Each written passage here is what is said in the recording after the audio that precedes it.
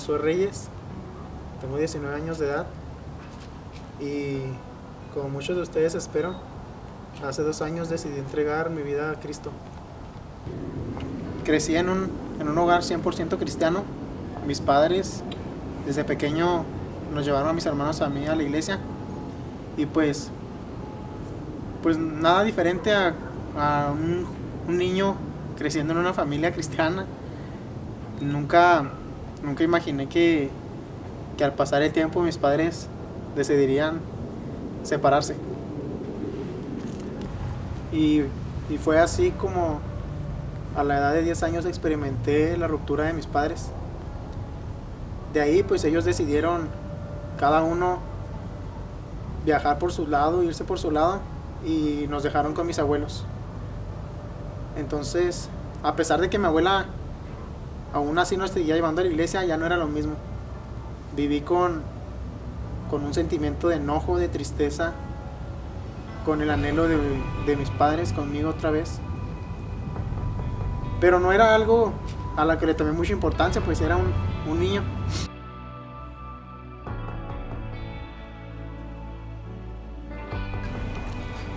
Y pues así comencé yo a vivir mi niñez desde los 10 años sin mis padres.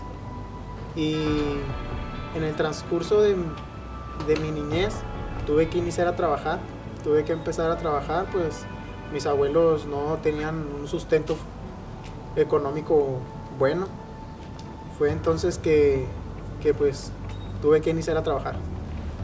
A partir de eso comencé a tener una niñez muy llena de carencias y eso me llevó, no es justificación, pero me llevó a ser un niño desagradable, en forma de que era muy ratero, si lo puedo decir así. Agarraba cosas que no eran mías y sé que lastimé a muchas personas, las desilusioné, porque pues jamás se imaginaron que un niño de un hogar cristiano que creció con sus padres tuviera este estilo de vida. Y así comencé entonces a vivir mi niñez. Viví mi niñez en la primaria hasta los 12, como todo niño. Ingresé a la secundaria y fue ahí cuando mi vida empezó a tomar un estilo de vida demasiado malo. Entonces, y me refiero a demasiado malo porque comencé a tener amistades, actitudes, errores que me arrepiento de haber hecho, pero que sin embargo pues creo que fueron raíz de resentimiento y de el enojo que yo sentía por haberme quedado solo. Cuando tenía 12, que recién ingresé a la secundaria, recuerdo mucho que mi abuela aún insistía en llevarnos a la iglesia. Y recuerdo que en esa época llegó un hombre a la iglesia donde asistíamos. Su nombre es Sergio. Y se inició en la iglesia como líder de jóvenes. Y no sé, hubo una conexión entre él y yo, nos hicimos amigos a pesar de que ya era un adulto. Y comencé a asistir a los servicios de jóvenes desde los 12 años. Y recuerdo que me hice muy apegado a él.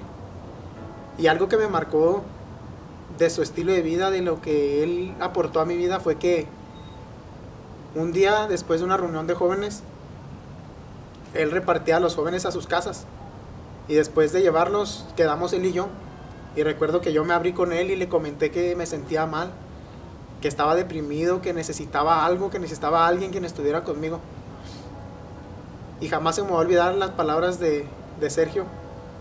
Él volteó y me miró y me dijo que en la palabra de Dios decía que si tu padre y tu madre te abandonaran, Él con todo te recogerá. Y eso fue como unas palabras de esperanza, de aliento a mi vida en ese momento. Aunque pasaron los días y parece que se me olvidaron, porque seguí con mi mismo estilo de vida. Recuerdo que fue hasta segundo de secundaria cuando realmente caí en una depresión bien grande. Caí en una necesidad, en una tristeza bien profunda, porque yo veía que mis compañeros se emocionaban al ver que sus padres les mencionaban que estaban orgullosos de ellos. Y yo no contaba con ello. Mis abuelos, pues mi abuelo trabajaba todo el día y mi abuela pues no tenía el tiempo para estar conmigo. Pero pues a pesar de eso yo seguía aparentando que era feliz. Hasta que después de un servicio, después de escuchar algo que realmente en ese momento no me interesaba, pero que alcancé a captar, el pastor mencionaba que debíamos pedir con fe, que Dios nos amaba y que Él nunca nos fallaría. Recuerdo que esa noche me hinqué en mi cama y recuerdo claramente las palabras que dije. Y dije: Señor, si es verdad que tú estás conmigo, si es verdad que me amas, si es verdad que tú conoces mi vida, regrésame a mi madre. Tú sabes que la necesito, Señor. Oré para que me permitiera descansar en paz y dormí. Pasaron los días y pues realmente fue una oración a la que no le tomé importancia porque se me olvidó. Recuerdo que pasó un año y medio y yo trabajaba con mi abuelo, mi prima, de empacador en un supermercado. Recuerdo mucho que era temporada de invierno y estaba nevando y caminábamos hacia la casa y la nieve nos pegaba en la cara. Recuerdo que volteé mi mirada hacia la casa y miramos una camioneta en la parte de enfrente de la casa y sabíamos que era una tía de nosotros. No era nada irregular, era algo común. Mi tía frecuentaba a mi abuela y comentamos entre nosotros que mi tía se encontraba en la casa. Recuerdo que llegamos a la casa, abrí el portón, entró mi abuelo, entró mi prima y al final me quedé yo a cerrar el portón. Cuando estaba cerrando el portón escuché a alguien que me gritaba desde adentro, era mi prima, y me dijo unas palabras que me conmovieron, que me llenaron de escalofríos. Y me dijo: Caleb, ahí está tu mamá. Cuando me dijo eso, pues no le creí. Mi tía es muy parecida a mi mamá y pues yo me imaginé que la había confundido. Entonces no hice caso, cerré el portón, subí las escaleras y abrí la puerta. Y lo primero que vi fue a mi mamá sentada en la silla delante de mí, con sus ojos llorosos y igual como yo la recordaba. Y no pude hacer nada más que correr hacia ella y abrazarla y llorar.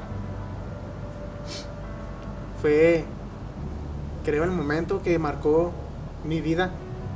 Ahí fue cuando yo no lo entendí en el momento, pero fue cuando sé que Dios reclamaba mi servicio, mi dedicación hacia Él. Y pues así pasó el tiempo y yo no seguí sin querer saber nada de Dios, de la iglesia, de nada. Y conviví con mi mamá, seguí viviendo con mi mamá. Era supuestamente yo completamente feliz porque pues mi mamá estaba conmigo, ya tenía lo que quería, alguien que estuviera conmigo, alguien que me apoyara, alguien que no me dejara solo. Pero siempre había un vacío, siempre había algo que me faltaba. Y fue ahí ya hasta hace 3 años que una amiga en la preparatoria comenzó a invitarme a la iglesia. Y la verdad es que siempre ponía pretextos. Ella siempre insistía en que fuera con ella y yo siempre inventaba pretextos absurdos como me quedé dormido, tengo cosas que hacer, tengo asuntos familiares que atender. Pero realmente era la falta de interés. Hasta un día que algo removió mi corazón, algo removió mi día y sentí que debía ir. Y asistí a una reunión de jóvenes y estoy convencido y sentí que Dios desde ese momento me abría los brazos y pude ver claramente cómo Dios aún me esperaba con amor. Y así comencé a congregarme de nuevo. Y no fue hasta hace 2 años, un diciembre, que yo decidí hacer mi declaración de fe y aceptar a Cristo en mi corazón. Decidí por fin hacer mi parte y entregar mi vida y mi servicio a Él. No puedo hacer nada más.